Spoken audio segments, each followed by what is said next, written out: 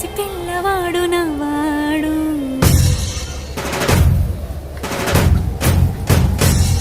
విడుముండోడు అని ఊరువాడ అనుకున్న గాని మహారాజు నాకు నవ్వాడు.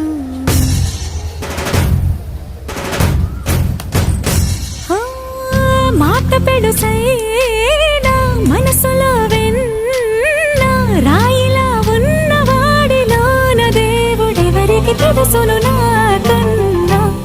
సూసేకి అగ్గిరవ్వ మాదిరే ఉంటాడు.